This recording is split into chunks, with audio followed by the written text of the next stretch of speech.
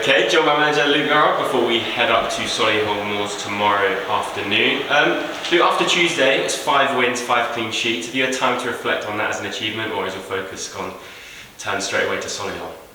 Listen, it's some doing, especially in the National League.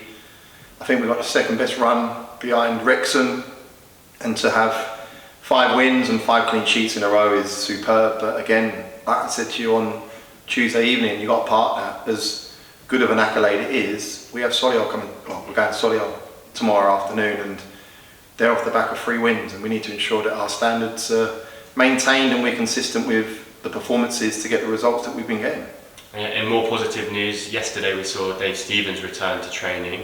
Just a couple of things of that really. How good is it to see him back on the grass, and how long can we wait to see him on the pitch? Well, that's very much dictated by the personnel that are currently in the starting 11. You've obviously got Will Evans, that was fundamental in the turn of the year's form, and he's obviously still not getting a game at the minute. So, yeah, great to have Dave Stevens back. It's lovely to have him on the grass. It's been a long time coming.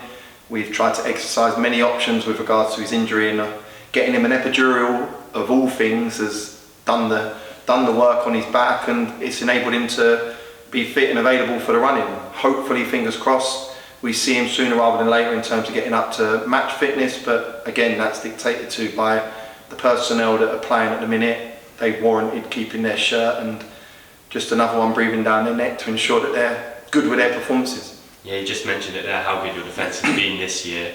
Does having him come back and a few other players just breed more competition for places?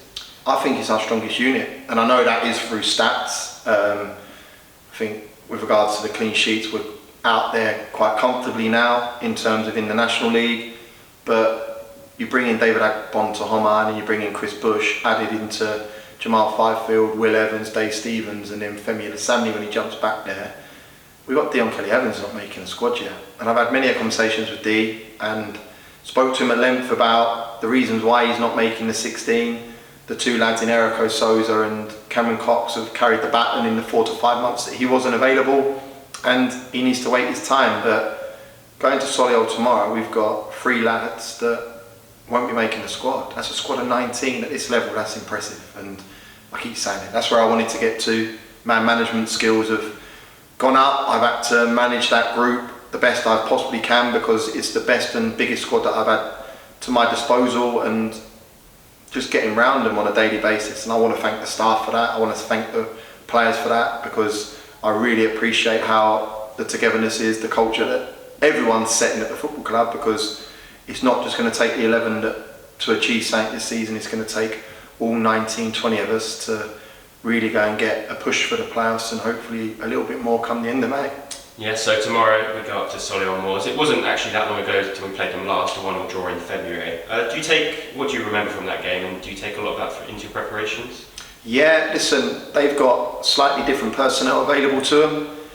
Losing Barnett, losing Dallas, Osborne's not available for his suspension. They've brought in Beck. I know he played against us in this game, but yeah, they look at their bench against Scunthorpe on Tuesday evening.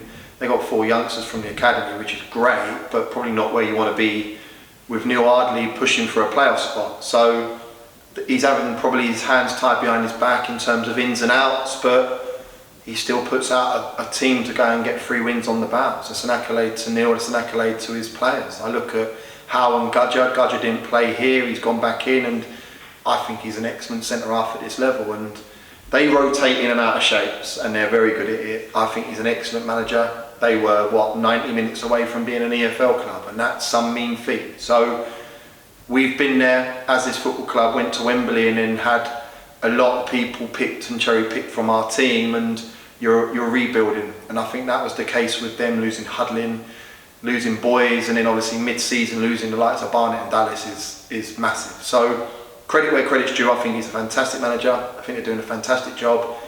They've gone slightly more front foot with balls back to front to Beck, but I think that's given Kelly a new lease of life. That is very much where he was at with Maidenhead, with the likes of Blissett being the big vocal point, and he was running off, and you can see that he scored 3 goals in his last 3 games. So we know how tough the test is going to be. Going back to the 1-1 draw here, we had spells, they had spells. We know how they work and where their strengths are. We need to ensure that we're right on our game come 3 o'clock tomorrow. Yeah, and just finally, it's been a brilliant piece of form that the side has been in recently. I just wonder what the key is to those performances and results, and how you're going to maintain that. I wouldn't say there's been great performances. I'm not foolish on that. I think the results have been really good. I think we're efficient.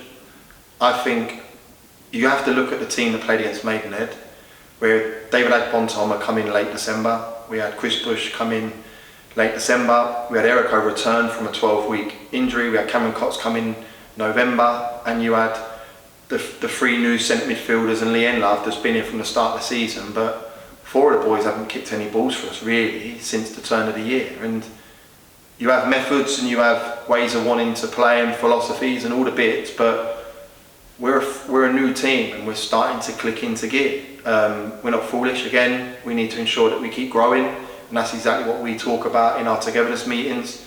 I touch on it, the culture of this football club's class, and that involves you, that involves Evie, that involves the day-to-day staff, and I think that's massive in progressing in any walk of life, let alone at a football club. So we have to have the mentality of that underdog, and that's what's driven us, and we need to ensure that we outwork anyone in the National League. And the S&C boys in Brandon and Reg have been fantastic in giving us stats to ensure that we are maintaining the levels of running and high intensity bursts. But yeah, I don't think there's any magic formula.